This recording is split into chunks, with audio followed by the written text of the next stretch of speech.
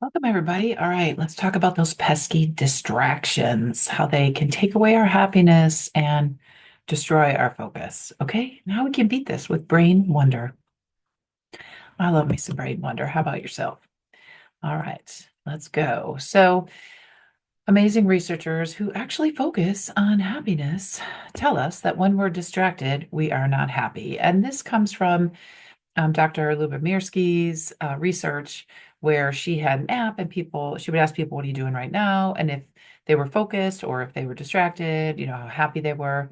And she did this with tens of thousands of people. And it turns out when we're distracted, we're not happy.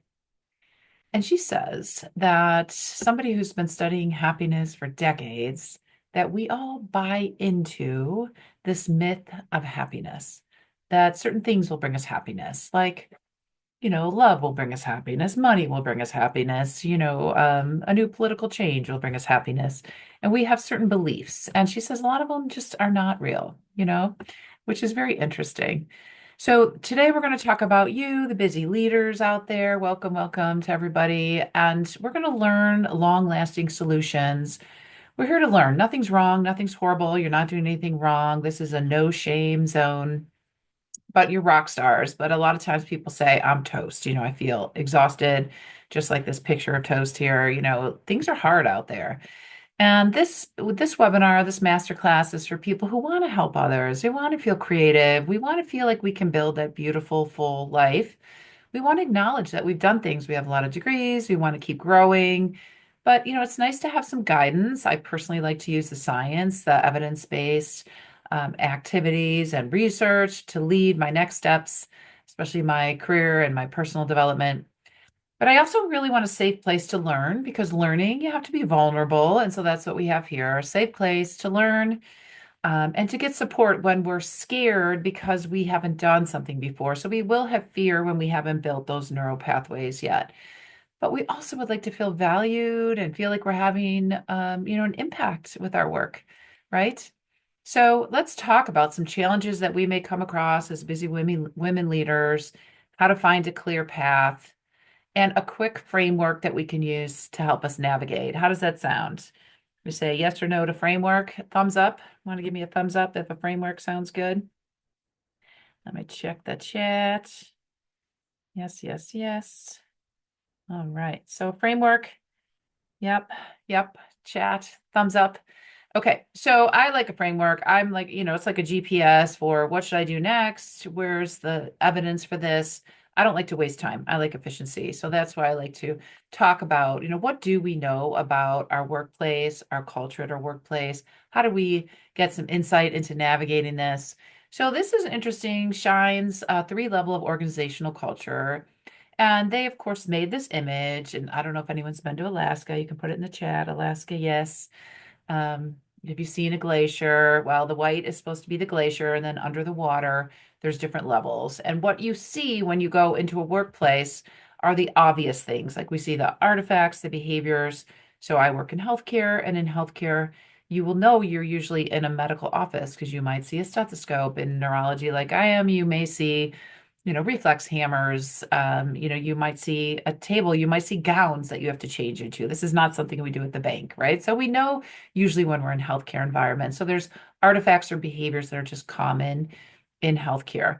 Now, and that's different compared to an architectural office, a bank, a realtor office.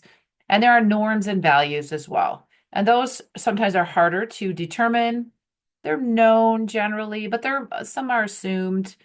And then the last level are the assumptions and beliefs. So in healthcare, we think, patients first, innovation first. We don't just go and try something on our own first. We always take many years to develop something because of safety. So patient safety is very important to us. But there's also assumptions and belief about who's a leader, who has leadership skills. We all have our own biases. We are conscious of them. Sometimes they are unconscious. And there are limitations sometimes to our thinking. We know there's biases. There's been Nobel Prize winners when we talk about like behavioral economics of decisions that we make and how we take in information, what we do with it.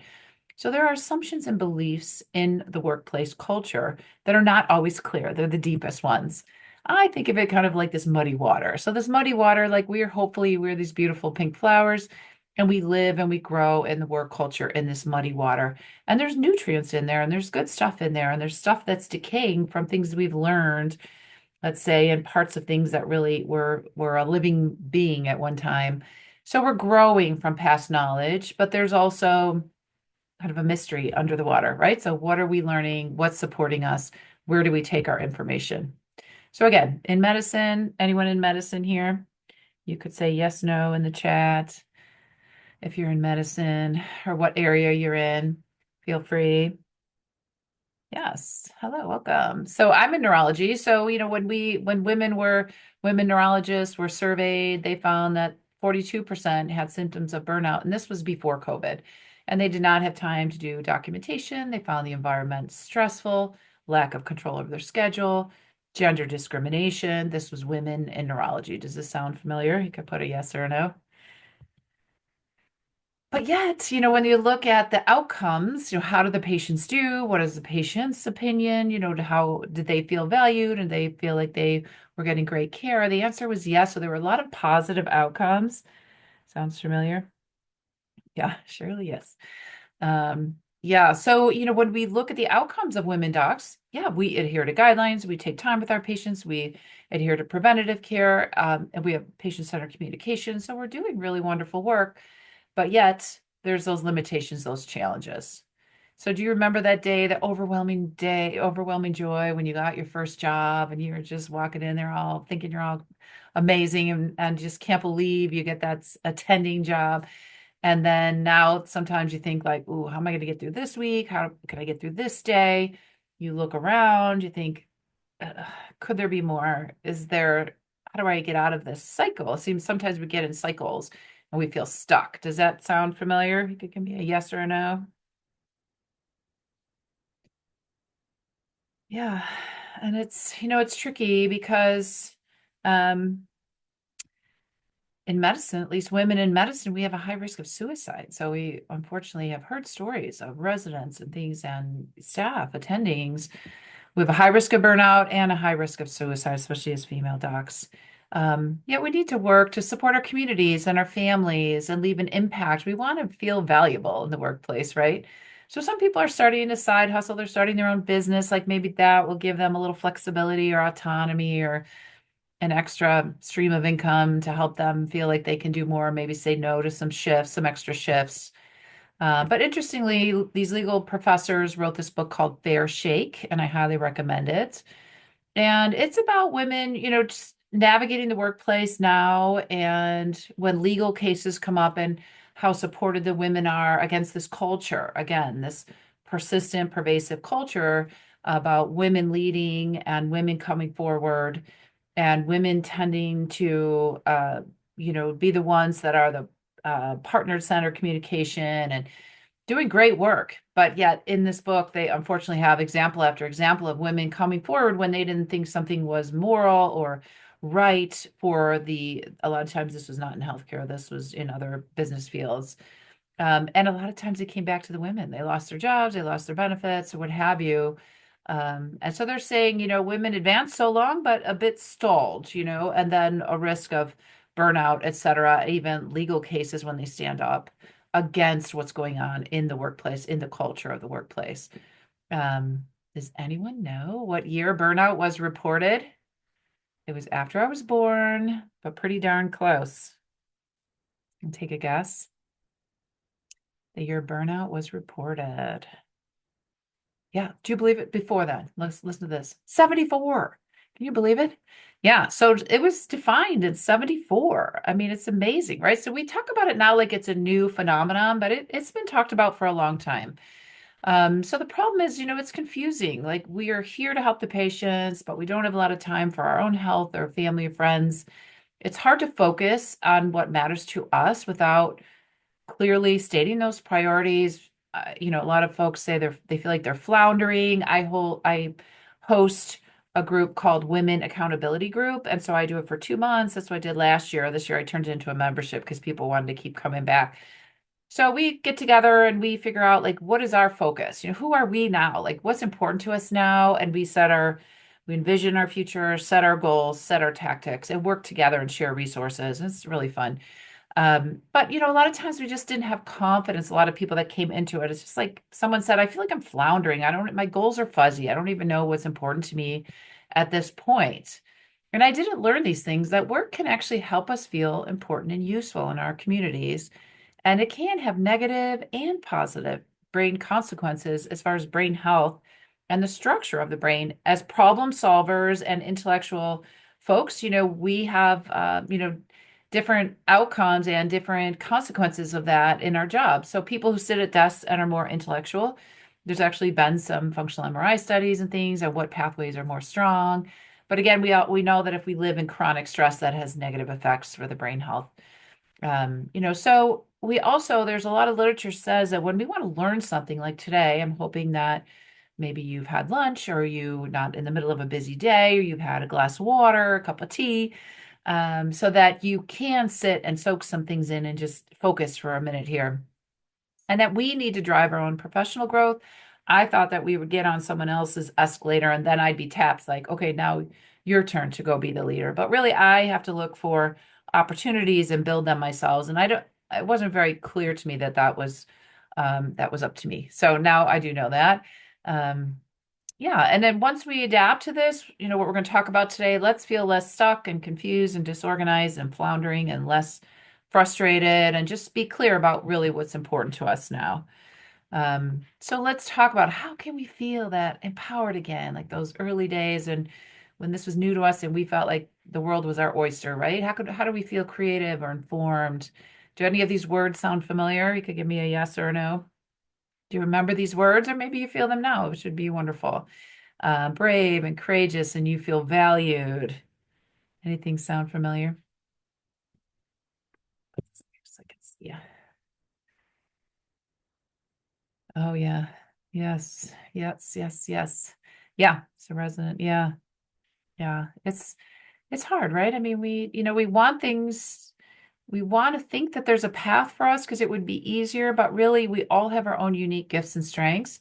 So I like to use neuroscience and dig into the literature of, business and, this kind of, this emotional intelligence and neuroscience and psychology and put it together and so that we have a framework where we can feel empowered and know how to really maximize all of that, our gifts.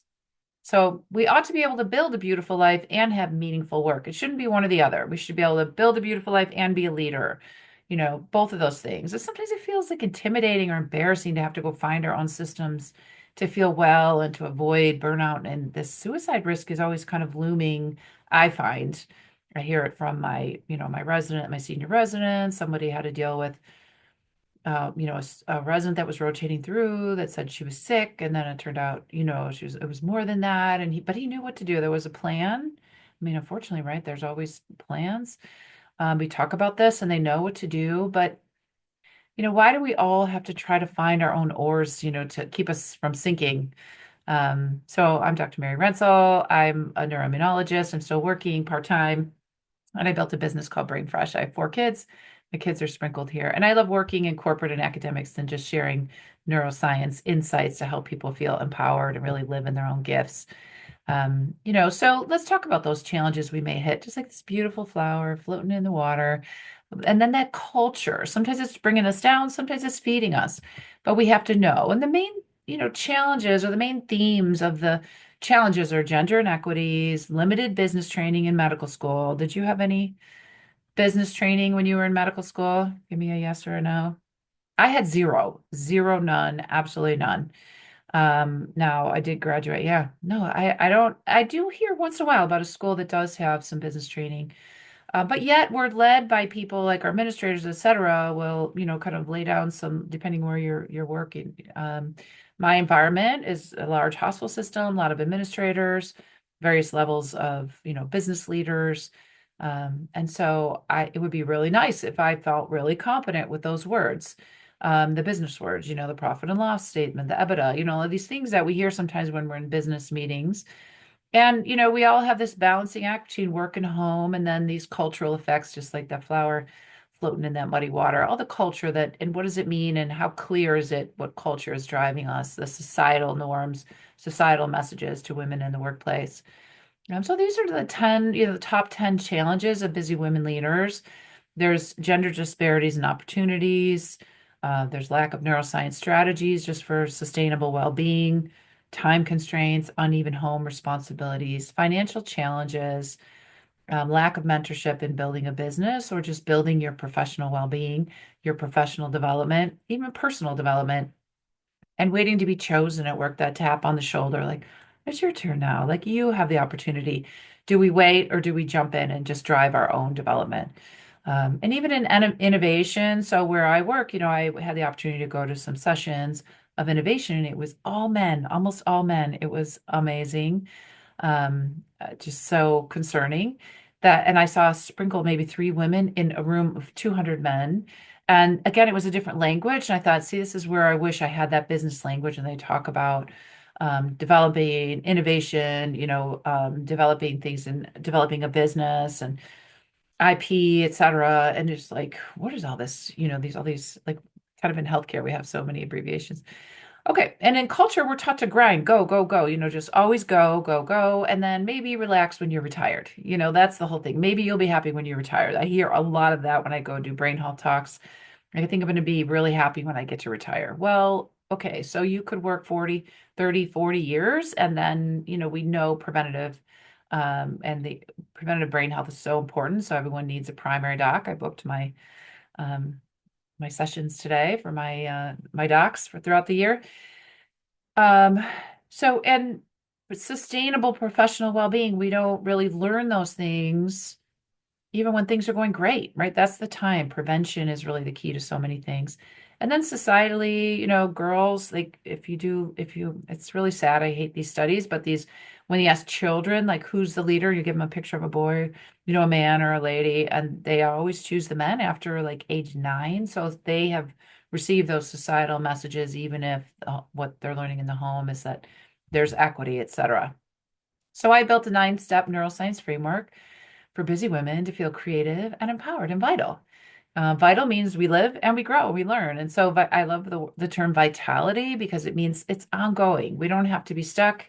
We don't have to say we're done because we have a degree. Like, life can continue and stay interesting. So I want to make sure that you feel like you can rock it, you can live it, you can own it, and that we feel empowered again, because sometimes we lose that because of those cultural pulls. And so, a lot of times, where do we start with this? How do we even start? Well, I'd like to keep it simple. This lotus flower, just like we saw those images of those flowers in the water, and realize what we need to stay balanced and focused. So, number one, we're going to start with our focus. Focus on your powers. And there's so many people trying to grab our attention. And when we're distracted, we are unhappy. The researchers have clearly said that. So we have to learn how to focus. And interestingly, finding fun or being in a fun time with others, and generally it's physical. We're not distracted. It has like our full attention. It's a great neurologic state because it's a very high parasympathetic state because people are usually laughing and connecting. It's not like a high sympathetic focus, task-oriented state. So finding fun, we have to make sure we're not like those people who say, I'm going to have fun when I retire, that we are scheduling some fun. Now, my rule is at least once a week, I have to set up something fun, especially in the winter. It's a little harder for me in the winter. And then protect your melon. This is just a joke on like cybersecurity for the brain itself. Number one, with blocking distractions. So I don't want to share my attention, my focus with anything that's not important to me. But yet people are paid to try to grab my attention, right? And they're good at it and they know neuroscience. So we have to be careful about that. And then fine tuning your energy through the day. So I don't think we talk enough about the power of small micro nano pauses throughout the day where we get into a parasympathetic state, just quick, whether it be a gratitude moment or thinking of a teacher that really helped you or a mentor or something. Really quick little states. I know in healthcare, we're usually like eating at our desk and just go, go, go. That actually is against our productivity. We're not going to get our work done as fast or as well if we don't practice these little fine tunes. And then support. How do we give ourselves support so that we can feel empowered? We have to, gain our guardrails. Like, how do we put blocks on so that we live in our strengths. So number one, we want to find our strengths and strengthen them. It's way more fun to grow your strengths rather than try to build something, some skills that you don't have at all. So we want to know what we're good at, what we value, and we want to make sure we're looking at do we belong with the people that are around us? Did we build a team, an accountability team? This is what I do in my WAG, my women accountability groups, so that we have a team that's supporting us, where we're sharing resources, we're talking about it, we're just normalizing growth. Growth is uncomfortable, it's painful, there will be emotions, but we have to make sure we're keeping people, safe people around us. Now, there's three other steps so that we learn how to courageously leave an impact in this world, but I'm going to hold on those because I don't want to keep you all day. Okay, so we want to look at this. Do we feel focused? Do we feel supported? Do we feel like we can leave an impact? Those are our focus points. And where are we with these? So when we look at these, like if we say fun, would you give yourself a red, yellow, green light? So red light means I don't ever schedule fun. If it happens, great, but I don't make it a priority. So what do you think about your fun? And yellow is I do sometimes I have fun, but I don't really make it a priority. Green is I'm good at that. Like I put fun in my life. I do that intentionally. That is not a problem. Are you red, yellow, or green with fun, would you say? I used to be pretty, yeah. Yeah, I was gonna say I used to be pretty orange, but then I was like, I gotta get this in, and it's amazing, right? Because I don't think we hear the message enough, but there's a great book if you want to prove to yourself and hear all the research. It's called The Power of Fun. It's written by, she's a journalist, and she just dug through the research about having fun and how important it was because she was hearing the same kind of cultural messages, like get your work done, put your nose down, work hard, work all weekend, work all night. And actually, it's not our best working state, right? So if we squeeze in some fun through our week, and that will look different for everybody, but her book is really great. So it's called The Power of Fun. I recommend it. And then the other book is called Positivity, and that's by Dr. Fredrickson. She is a psychologist who looked at our emotional setting. So when we add a little fun in, we have more positive energy, positive emotions, of course. And when we are in a positive emotional state, we can see more opportunities. We change our perception. And so it's important for our work if we want to be more creative, we want to see solutions to do this. And as opposed to what we hear in the culture is saying like the culture is telling us like work hard, just put your nose down, don't have fun. That's a waste of time. Where actually it might be able to help you get your work done faster if we put some energy to it. Yeah, so I agree. Orange red. I'll have to say most docs that come on these webinars, most are red. We just haven't learned. It's just not, we don't, it's not what we see. It's not modeled for us that people talk about fun. It would be like, why are they talking about that? Why are they laughing? Why are they so happy? Like something must be wrong with them, right? And then protecting your melon, really attention, meaning attention and energy as well as health wise. And that would be with your primary doc, preventative health. But really attention. So imagine that your brain is like your house and you opened every door and window and you let everybody in to come in. And what can you get done in your house? Like how could you be safe in your house? So that's kind of what's happening with our phones and screens. People just coming in and just taking our attention whenever they want. So we have to think about almost just closing all the doors and windows. Don't let so many people in. And why? Because it protects our attention. If we only have so much attention at the beginning of the day, like in some of my lectures I give, I say, like, imagine you have a stack of quarters, you have 10 quarters, start the day. If you wake up and you go right on your phone before you even get out of bed, you wasted a quarter. I mean, you used a quarter up, alrighty. So, and then if you're on your phone for an hour in the morning, you wasted three quarters. So you could see that we're just sharing our attention all day long. I feel like email is like this too. It's just like people just coming in, wanting my attention. I'm not a zero inbox person because I'm not going to spend all my time, deleting all these things. So we have to be careful about sharing our attention, our energy with things that are not our priorities. And in my WAG groups, we always have our three bucket approach. Like, what are the three most important things? And then what are we doing to achieve those, get closer to those? What are our weekly tactics? And anything else just is not welcome. We have to say no to it, right? So it's okay to get really clear on what's important to you this quarter or these few months. And then fine tune your energy. Would you say you're red, yellow, or green on this? Like taking some breaks throughout the workday. like I said, I think we have magical thinking in our culture. So red for this would be like, no, I don't take a break. I just put my nose down, I just work and work until I fall off my chair at the end of the day and try to get home.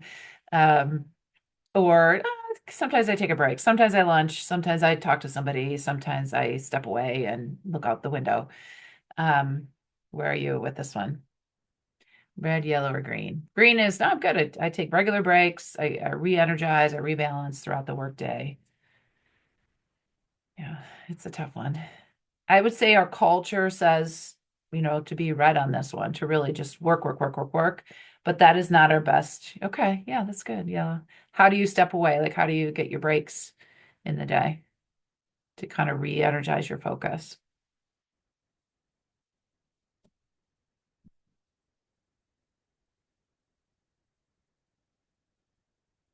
For me, I don't even have, oh, that's nice. Yeah. Getting outside. Yeah, I agree. I love getting outside. Yeah, when it's not freezing too. Um, I agree. That really helps if I could have a chat with a friend, walk into someone's office, have a cup of tea, of something, but it doesn't happen every day, right? Like sometimes they have so many patients, I just don't have the time.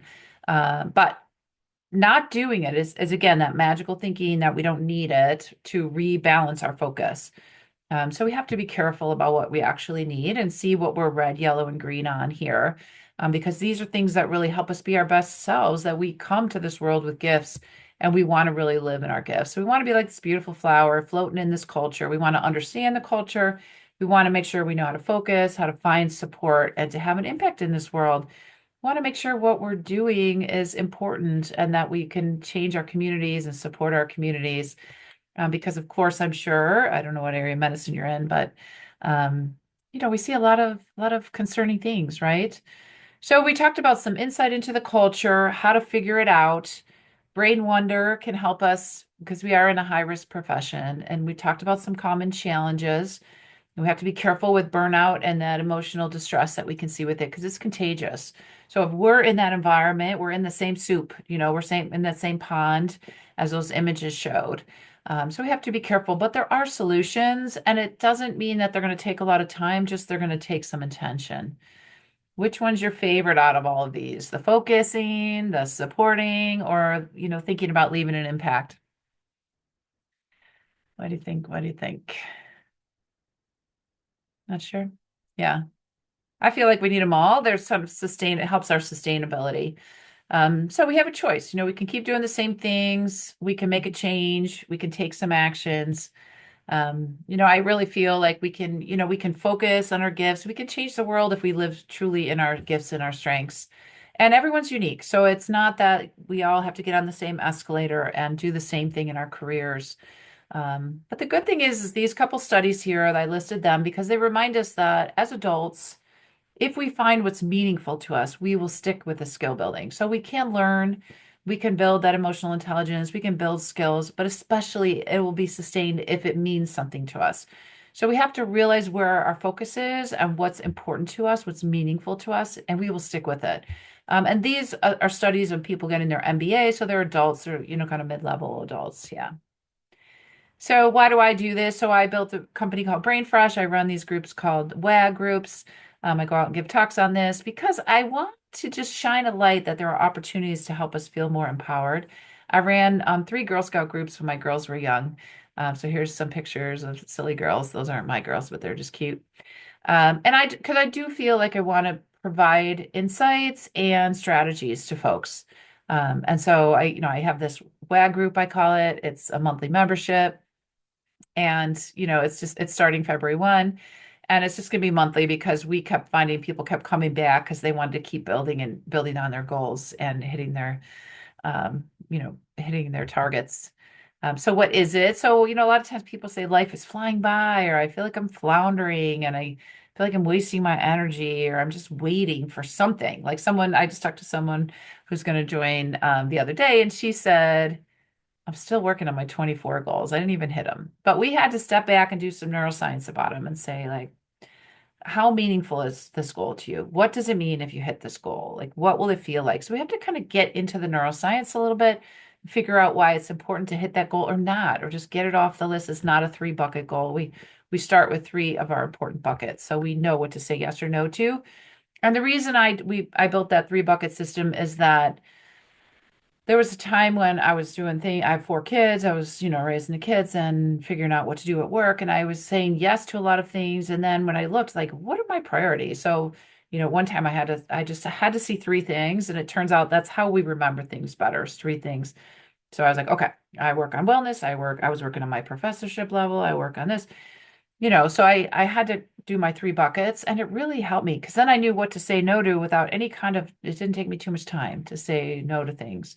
And so those distractions, we can kind of clear them out because we make a really clear system of what's important to us at this time.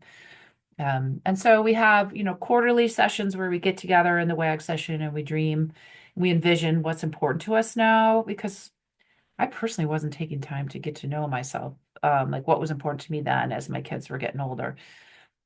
So it took time to do that. So we do that once a quarter, then we set our goals, then we set our weekly tactics, and we have weekly check-ins, and then we have monthly, we call them master classes, so we can learn about, whether it be EQ or this framework that I'm referring to. Questions for me? You're welcome to unmute if you want. It's just you and I. Hello. I Hi, wasn't nice sure to if I was meet supposed to you. talk or not. You're I'm you're welcome Catherine. to. Yeah, hi Okay. Catherine. Good to meet you. Where is your home base? I'm in Cleveland. Well, Oh, I'm at yay. home in Akron, actually, but Oh, I work at yay. UH in pediatrics. Nice. Okay, Nice to welcome. meet you. I'm glad you Yeah, came. a Yeah. lot of what you're saying really resonates with me. I do feel very stuck and just like, Yeah. what am I doing? Like, Yeah. why am I doing this? I've been Like, why there. do I keep Yeah. saying yes to all these things? I don't have time. Right. Okay. Um, I feel like one of my questions was like, what is the timing? Because I have kids and I'm always Yes. missing everything and Right, right, right, I don't want to right. miss any more. I know, right? Yeah. So what I did with this one is one of the so I have three levels for the WAG, and one is just Mhm. it's recorded, so you just can Okay. listen to it whenever you want. So there's quarterly sessions where those would be a little bit longer, where we actually hopefully we get together and do it, but everything is recorded. And some Okay. people just come in knowing like I'm never going to make it, so I just want the recorded sessions, Hmm. like I just want to listen to it. But I think it's nice to interact.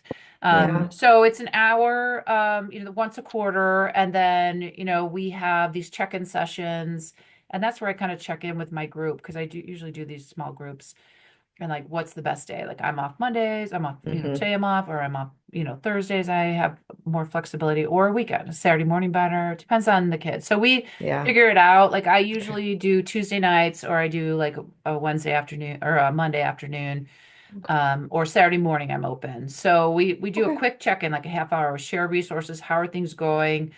We do our warm, I like to call it, which is it's like a support, a nourishing, so that we make sure like we can't have goals if we're not like taking care of ourselves. So we're just like, how are Hmm. we doing with our movement, our rest, our nutrition? Are we good? Do we need anything? I'm not a nutritional expert, but I'm just like, are we prioritizing that stuff?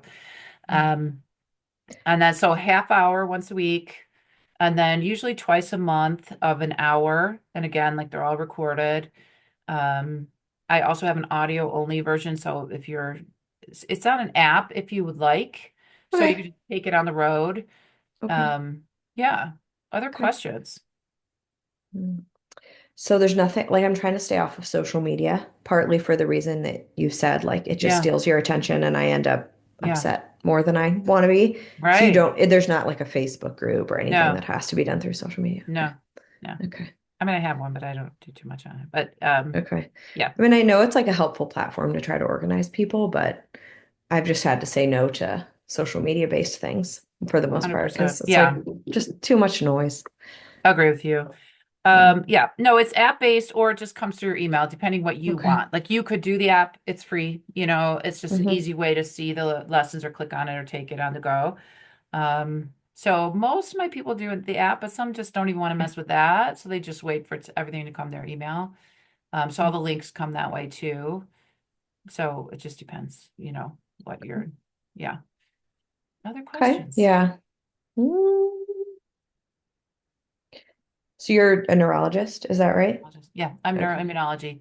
So I'm at Okay. the Mellon Very Center. interesting. Have you heard of Mellon Center? It's a MS center. Oh, okay. And I run the pediatric MS center. Really? Yeah, the Okay. center. Yeah. And With is the Mellon Center part of the clinic or it's yeah. independent?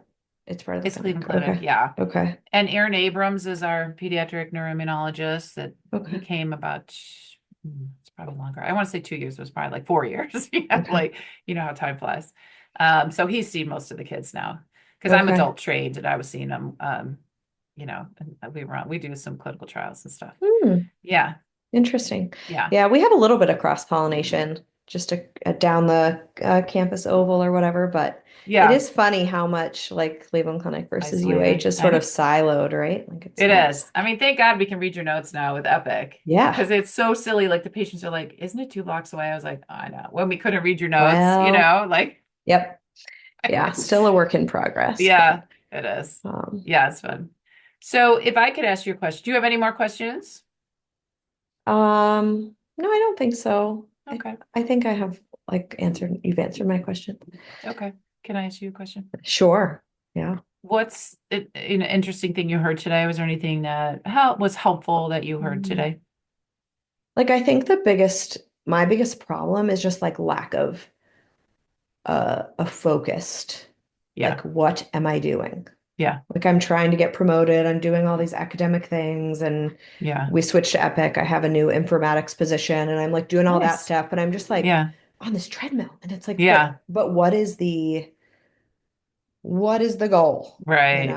And I think like sometimes, like you said, like it's just too easy to just like say yes to everything, and Yeah, it's like, well, does this really align with my yeah. alpha goal? But I don't know, like you don't go into this having to establish that, right? Like the organization's alpha goal is have you make money for them. Right, Like right, that's not right. my personal goal. And how do Yeah, you um negotiate like, yeah, like we have to deal with the business bit, and yeah, talk the business speak, but like that's not why I want to be doing this. right. So I think that probably resonated most with me. Yeah, yeah, yeah. No, I agree. I mean, right. So I think that you're right. I mean, institution has a goal, probably your department has a goal, your clinic probably has a goal, and and Hmm. when your kid, like, how old are your kids? 9, 7, and 4.5, almost 5. Ooh, you've got a busy So, house. Yeah.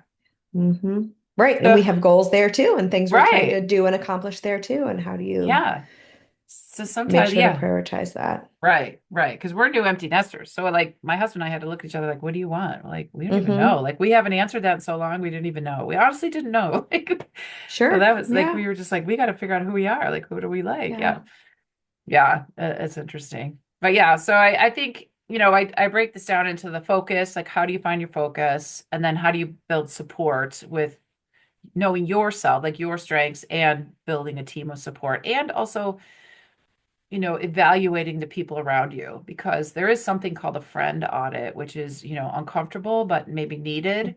It's Okay. like, who are your peeps that actually support you? That would like, if you got something that happened, like a positive thing that they would actually celebrate with you, or Hmm. who are the ones that are just like, take, take, take, and they're long-term friends that you just never really, kind of, they're just still Hmm. around, but they're not like feeding you or nourishing you, so it's very interesting. I didn't do that till the last few years as somebody told me about it. And I'm like, what? So, Hmm. but it also then helped me know, like, if I had certain goals, like professorship goals or whatever, I had to put people around me that were already doing those things. Hmm. So it's being very intentional about the people around you because it's quote unquote the lazy way to move forward. It's like Hmm. we can have goals, but we can't do it. It probably will not happen at least as fast or as fun if we don't do it with other people. Hmm. And so, Richard You mean like Boyatzis, professional friends, kind of? Or you mean like all your the above, friends? all the Yeah. above. Yeah.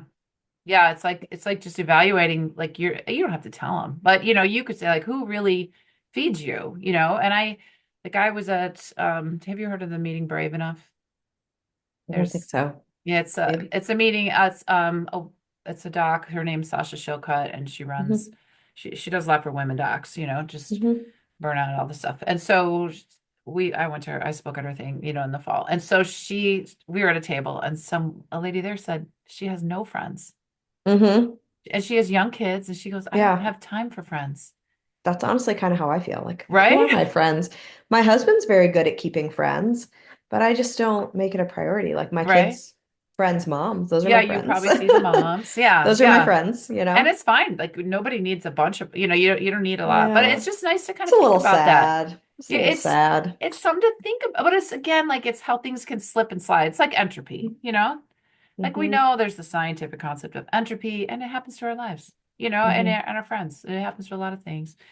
Um, so yeah. Hmm. So anyway, but Okay. yeah, so this, I'm opening it February 1. If you have any questions, I'd love to have Okay. you. I keep it, relatively small group. And we Um, do Zooms as a group for the check-in part, or yeah. how does that Mm-hmm. get done? As a Yeah. Zoom? A Okay. Zoom. Yeah. Okay. Yeah. And it's all in the app, so you don't have to go find all these different links. Um, but yeah, you're welcome to Okay. check it out and Thank I you, could send you a Mary. link. Yeah, good to meet you. Okay. It was very good to meet you Yeah, too. all the I appreciate best. the work that you're doing. Oh It's my it's gosh. tough out there. It's Likewise, I know, right? nice to know somebody's like thinking about, just Well, noticing people in our position, like, oh yeah, it's really hard. So we need to do something for these poor women, I know. Well, I did the Um, most I could. I'd still do stuff within the clinic system, but I was like, I'm building something else so I could drive it myself, Do you go And to like I signed up for this at Case Western. They have some like women, I think oh it's yeah. women in medicine group. I don't Yeah. know. Do you know anything about that? Do you think I go it's sometimes, and we've worked with them, the clinic, and okay? we've worked with them. They usually have great speakers. They had Okay. the CDC director last year, Hmm. the ex-CDC director. She was great. So yeah, I go Okay. to some of their stuff. Yeah. But it is nice. Like if you just meet one person, if you go and you're just like, hey, can we just call each other once a month or something? You know what I mean? Like Yeah. check in. Yeah. Right. Yeah. Yeah. You got this. Yeah. Yeah. But stay in touch. I'm glad to answer Okay. whatever any questions that come up. Okay.